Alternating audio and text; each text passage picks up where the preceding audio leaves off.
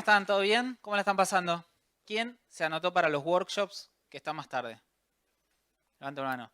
¿Quién se enteró cuando llegó acá que había workshops? Ah, está bien. Eso explica muchas cosas. También sé que hay espacios limitados.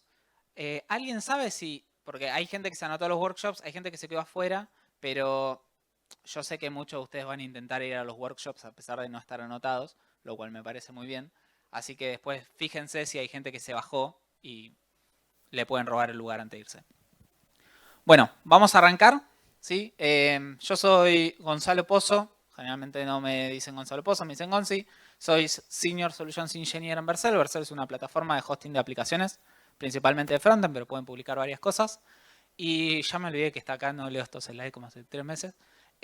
Pero trabajo hace más o menos unos 10 años en lo que es el mundo IT, principalmente en frontend. En 2020 fundé una startup que se llamó Pensi, que ayudaba a la gente a poder transicionar en los tiempos de pandemia de una vidriera física a una vidriera virtual.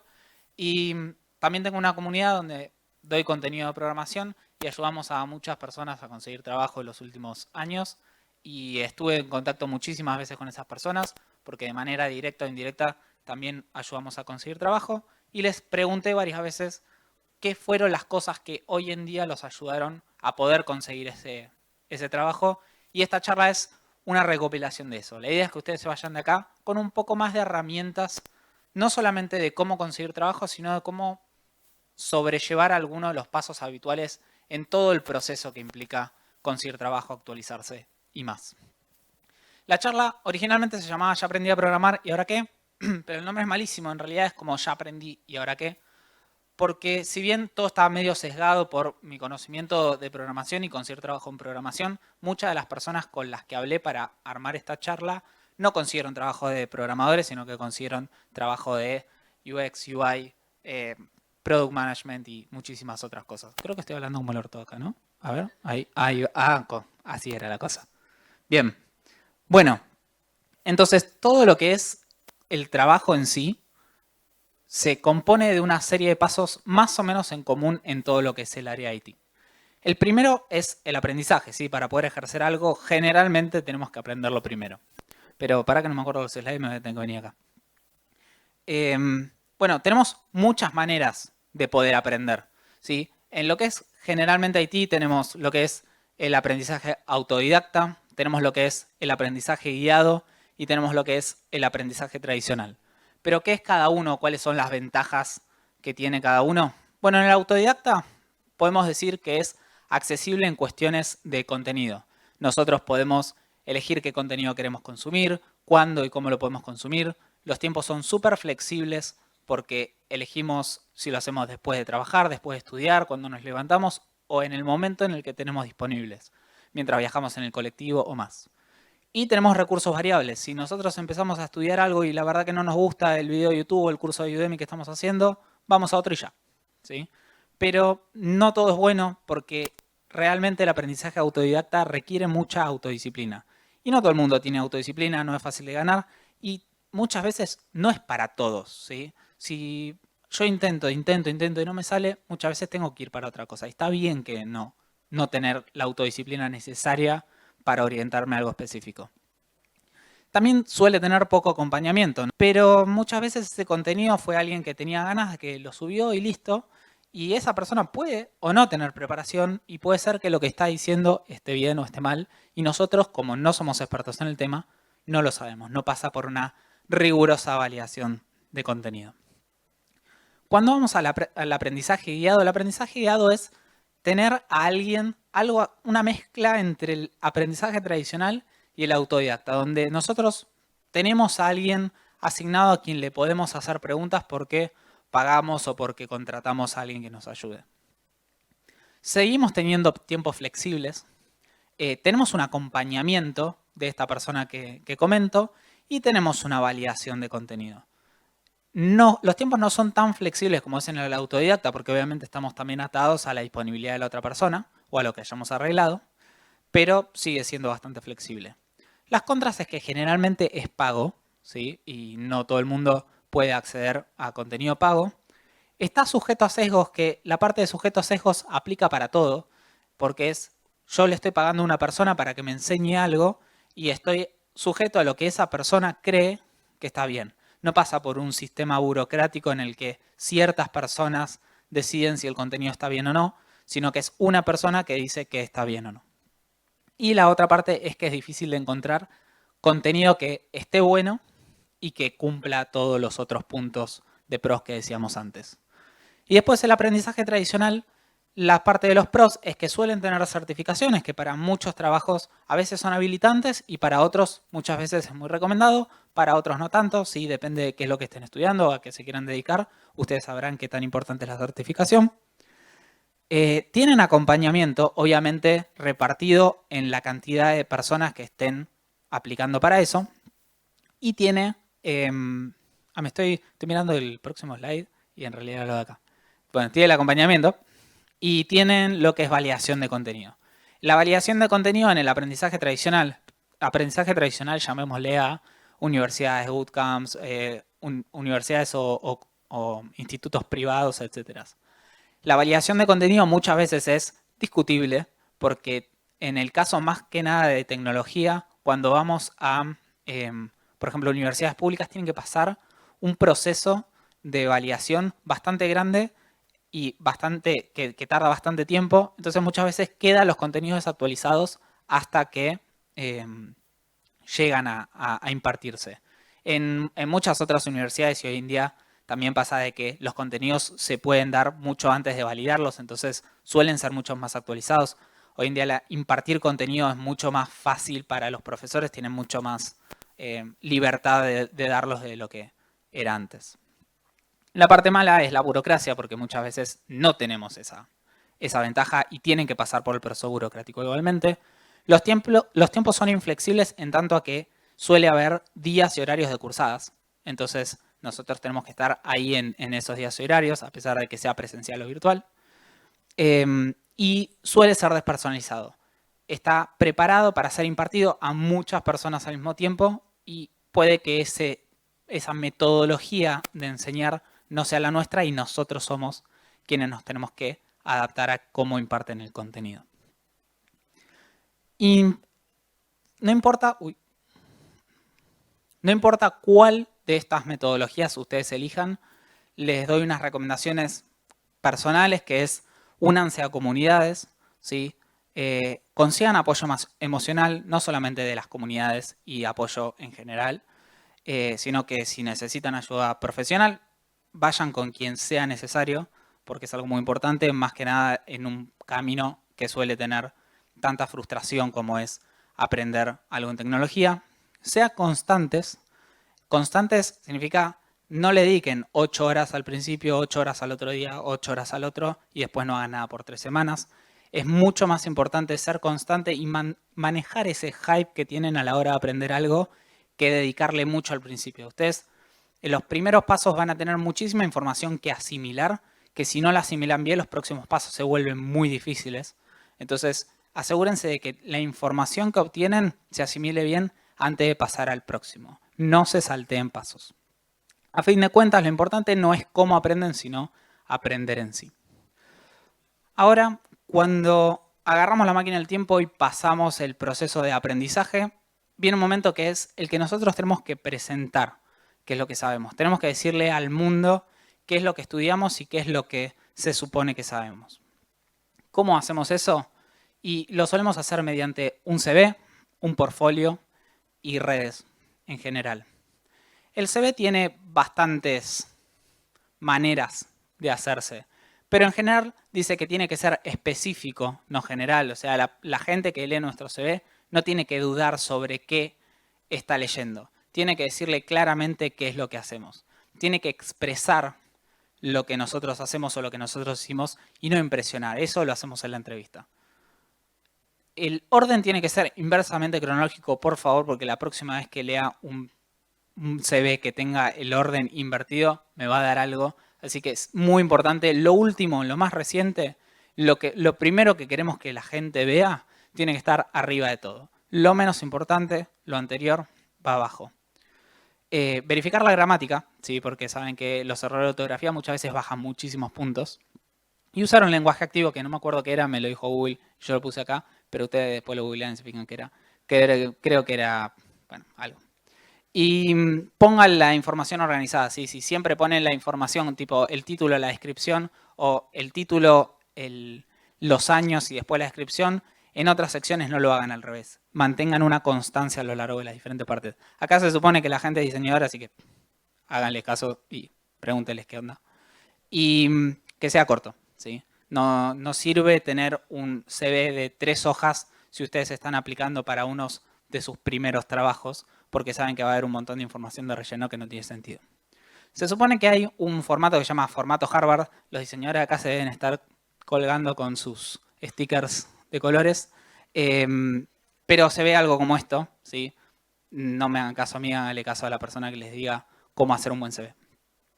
Después tenemos el portfolio. El portfolio para mí tiene 2 maneras principales de presentarse, que una es la de presentar información, que es algo así como tener un CV, pero de manera digital, de manera virtual.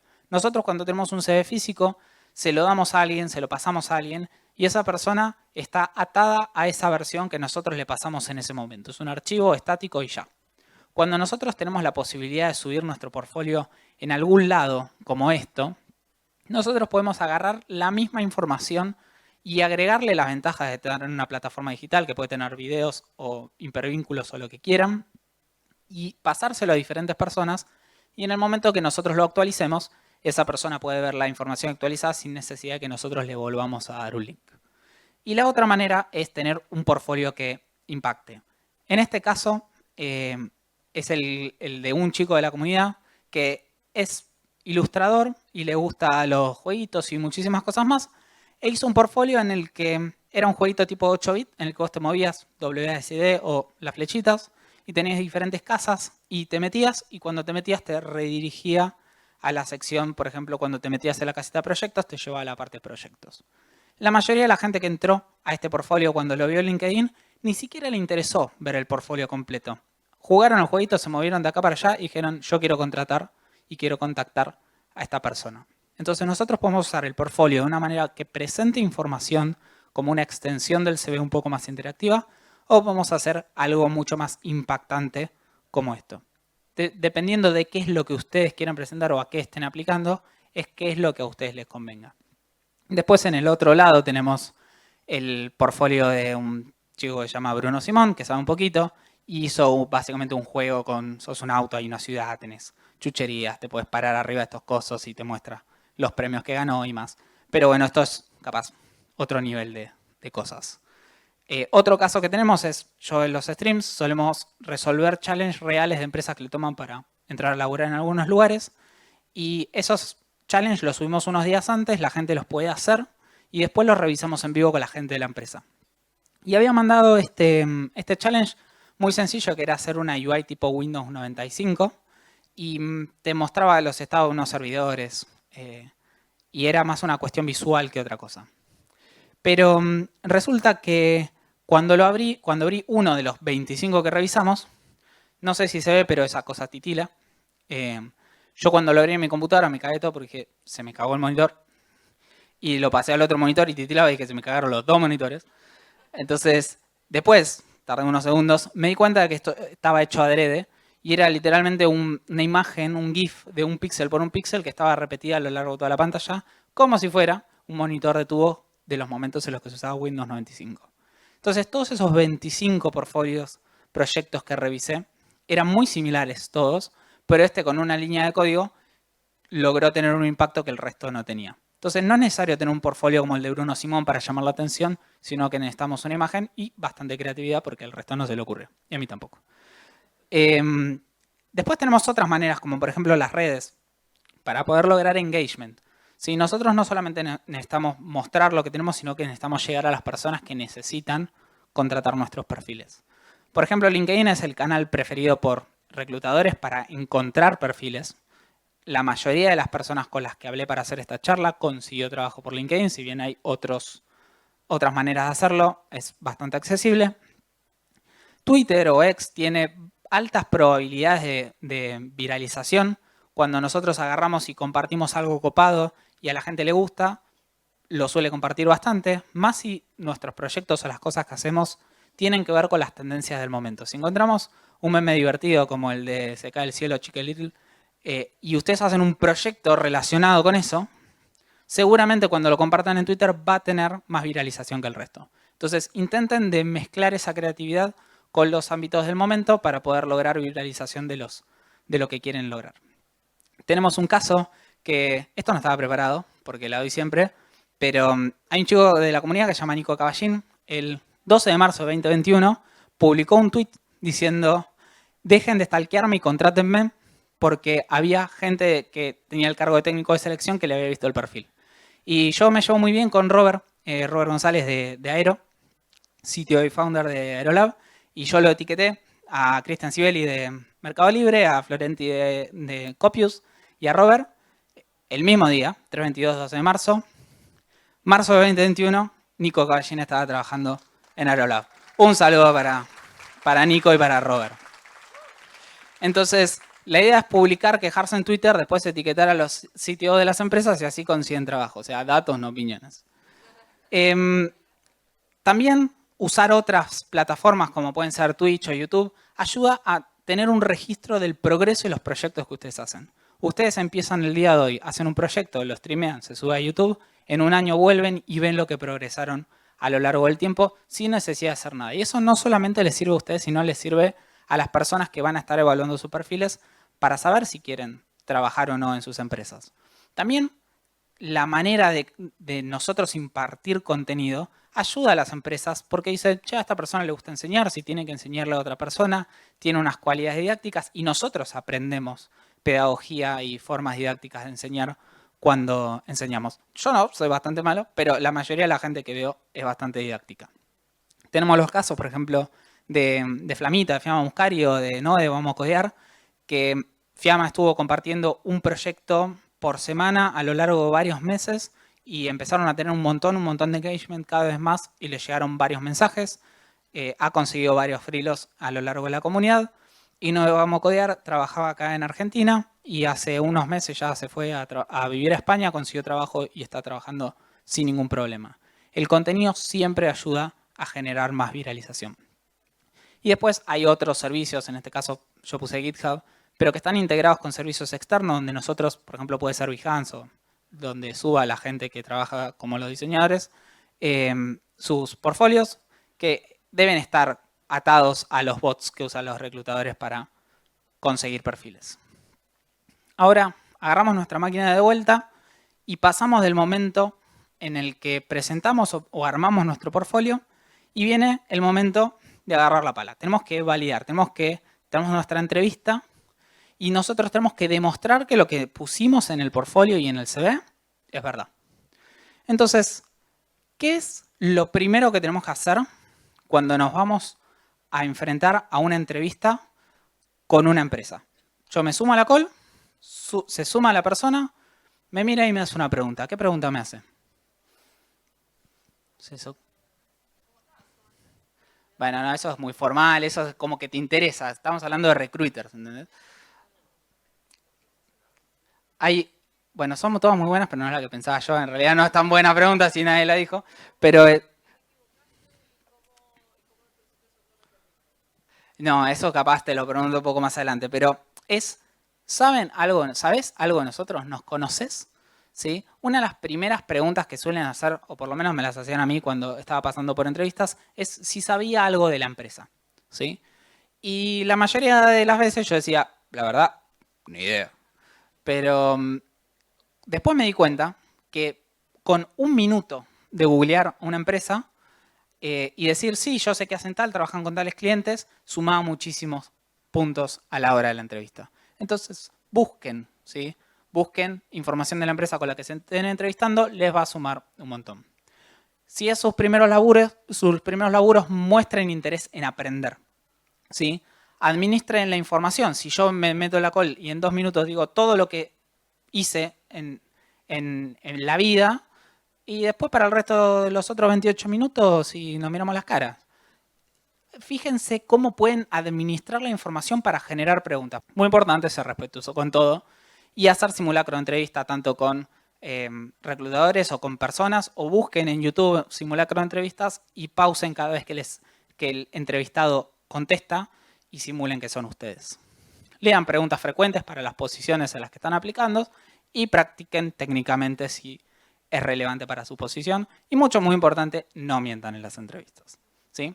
Recuerden que las entrevistas no son una evaluación para definir si ustedes son buenos o no en general, sino para evaluar si ustedes son fit o no para una posición. Sí, así que, nada. Todo proceso, queramos o no, conlleva un aprendizaje. Después llega el momento de la negociación, ¿sí? Cuando ustedes tienen que decir, quiero o no trabajar acá. Entonces, recomendaciones. Hablen del salario al inicio del proceso. Si están pasando por otros procesos, avísenle a las empresas. ¿Sí? Si ustedes llegan al final de un proceso, les van a mandar el contrato y dicen, no, ¿sabes qué? Acepté otro y no les avise nada. Siempre está bueno mantener las puertas abiertas y las buenas relaciones con las empresas a lo largo del momento. Sean claros siempre y firmes acerca de qué es lo que quieren y de qué es lo que necesitan. Y cuando tengan que hablar de salarios, tomen el mercado actual como referencia, pero no como un absoluto. Si ustedes estaban viendo que se pagan 12 millones de dólares por salario por mes y porque se los dijo alguien en Google, no pidan 12 millones si no es lo que necesitan ni lo que quieren. Tómalo como referencia y usen su realidad y negocien lo que necesitan. Y respeten el tiempo de los demás, siempre, ¿sí? Lleguen a tiempo a las calls y no se caguen en el tiempo de los demás, básicamente. Voy a ir un poquito rápido porque estamos sin tiempo, pero tenemos el momento de la actualización. Yo ya conseguí trabajo y necesito mantenerme actualizado para no quedarme afuera de mercado, ¿sí? Conseguir trabajo, lamentablemente, no es el final de un camino, sino que es el comienzo de una nueva etapa. Hoy la frase de cornudo estaba, pero de promoción. Manténganse relevantes para el mercado. ¿Cómo lo podemos hacer? Bueno, de diferentes maneras. Podemos seguir newsletter, podemos meternos en comunidad de Discord, podemos hablar con personas que trabajen en nuestro mismo ámbito, millones de maneras. Mantenernos relevantes en el mercado y mantenernos actualizados nos ayuda a proponer mejoras en los productos. Nosotros sabemos cómo es que se está manejando el mercado y podemos dar mejores y tomar mejores decisiones. También podemos conseguir generalmente mejores posiciones porque el mercado se mueve muchas veces entrando a las tendencias de herramientas y de actualización en el mercado. Así que no solamente nos ayuda dentro de la misma empresa, sino que a futuro. Como les decía, newsletter, blogs, Twitter, plataforma de aprendizaje, creadores de contenido y más.